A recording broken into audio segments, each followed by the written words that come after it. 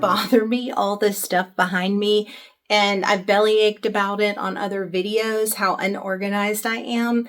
But I'm getting over that. So I didn't used to want people to see this crisis behind me. But, you know, it's still there years later. And nobody said much about it since. So thank you for not commenting on what a horrible workspace I have, right? Because it's really not that bad. But anyway, I'm so excited to share this video with you today. I'm Allie with Allie's Boutique, and I have this channel because I love DIY and I love to share with you all the projects that I do and the tips and tricks that I've learned along the way and the products that I like. If there's anything great that I absolutely love, I will share it with you. And today's video is all about creating a textured aged vase. I used one technique out of many. There are several ways to do this, but I loved the results so much that I've grabbed another one from the thrift store. This one was so cheap. I think it was just a couple of bucks, but it's going to look absolutely beautiful when I finish it up. So check out this video to see how I made a textured aged look on a vase. So this is my inspiration for this project today, a textured vase. I saw this vase in Hobby Lobby and thought it would be cool to try to recreate it. When you are doing textured vases or vessels, you can use sand or dirt. You can use plaster of Paris mixed in with your paint, or you can use all-purpose sheetrock mud that I am going to use today. Now, I wish I had a better before, but this vase was originally a shiny ceramic vase. I painted it with Dixie Belle Slick Stick so that my paint would adhere. I painted a base coat of black because I originally thought I would do this in a black textured aged look.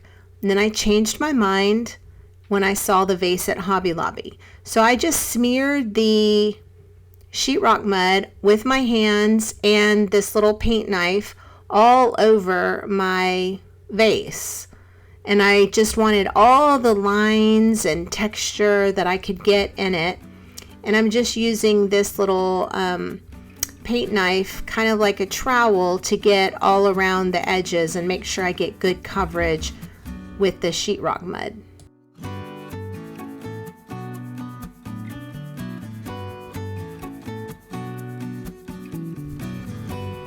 Once my vase was completely covered with the sheetrock mud, I let it dry overnight before the next step. Okay, so next step is to take a base color paint, base coat of paint, and just paint it on there. Now I was lucky because this is some old paint and it's kind of clumpy, as sometimes chalk paint will get kind of thick and you can water it down. I watered mine down just a little bit. Probably be the last time that I use this, but it was perfect because it adds to the texture because it's so thick. So this is the first coat of color, and I'm going to continue to layer paints, but I think I'm going to have to let this one dry overnight. Once the paint was completely dry, I decided I wanted even more texture, so I went back over it one more time with the sheetrock mud. Alright, so it may look like a hot mess right now, but I'm just layering these colors, and I wanted a little bit of like a maroon or a wine color to come through, then of course the browns, and then the off-white and like a taupe. So I'm just layering these colors over one another, letting them dry just a bit so they don't bleed too much together. You want a little bit of differentiation of the color, but it is a layering process. I'm using a sea sponge to paint my colors on, and I'm not washing it in between. You can see all the different colors. And I'm just dabbing it in there, picking up a little. Now you can see those layers of colors kind of peeking through on the texture that I added with the all-purpose joint compound. That's what I used right in there. You can kind of see. It's beautiful, actually. So I'm going to keep on going.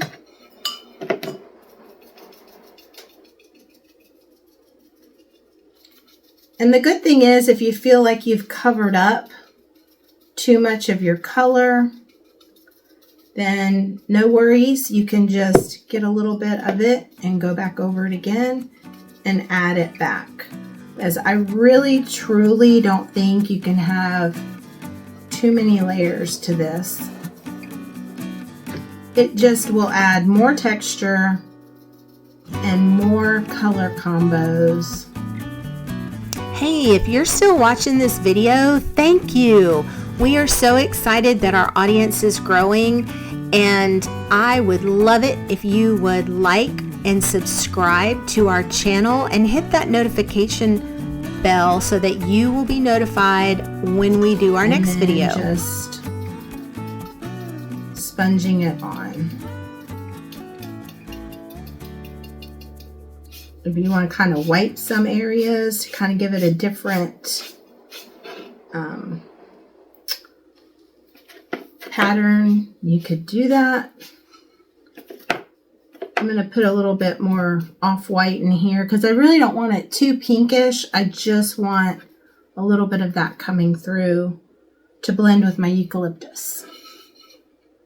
It's really turning out great. I'm kind of surprised.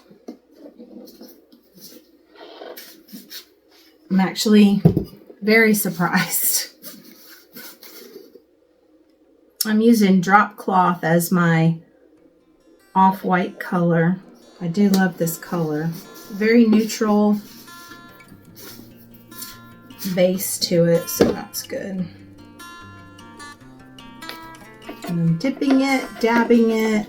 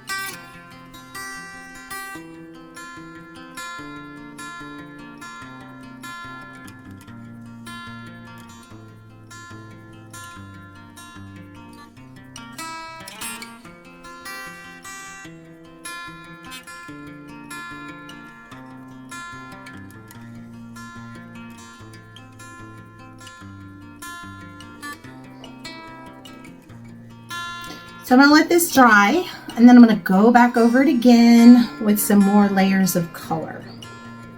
The browns, the off-white, and maybe hit it with a touch of that wine color again.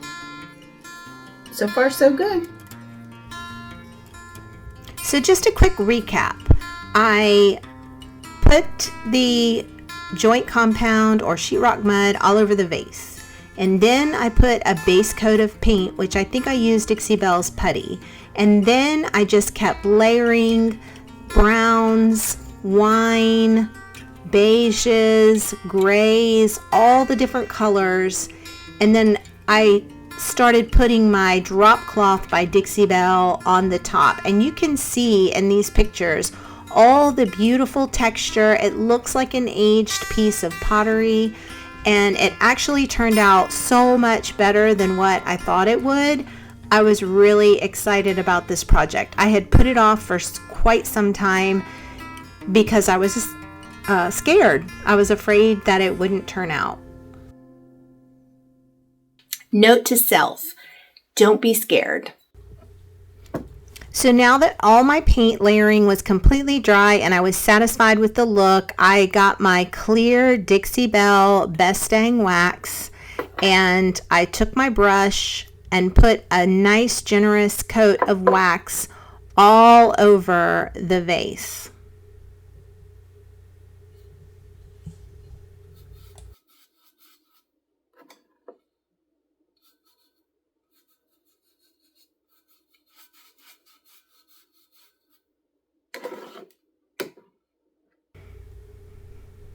Once I did that, I grabbed my Dixie Belle dirt and I smeared it all in the sections that I wanted. Some, not the whole vase, but just different areas of the vase. I sprinkled it in and then I kind of rubbed it in. And this really gives this vase even more of an aged look. Some people take actual dirt out of their yard, which is perfectly fine. But I had Dixie Belle dirt and hadn't used it before and I was anxious to do that, so I used it for this project.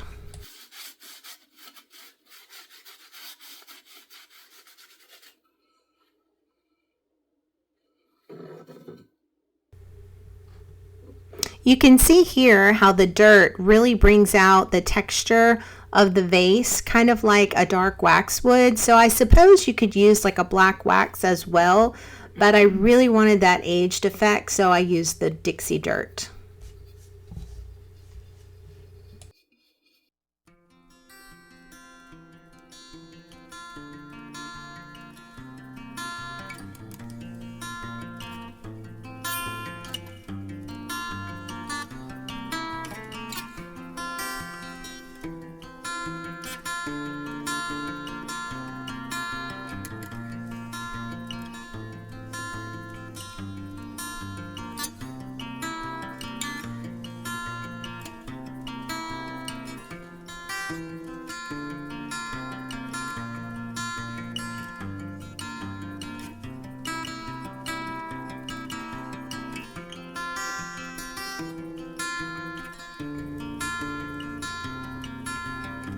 Now you can spray seal your vase if you want to.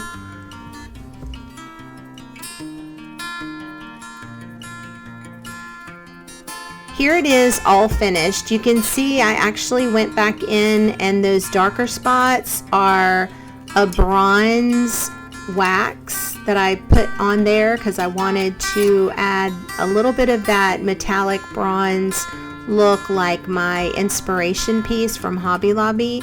But I do absolutely love how this vase turned out and I'm excited to do my next one, so much so that I actually did another one. You can see it in my video sitting next to me on my workspace. It's a little vase that I did for my daughter. So here is that one. This is the before. We got it for a couple of bucks. And then I put a coat of my Dixie Belle Slick Stick, and then I used French linen and drop cloth and a darker gray. I can't remember exactly what shade, but it turned out so good. It was even better than mine, I think. So this is how she styled her little vase, and I'm excited to do the next project.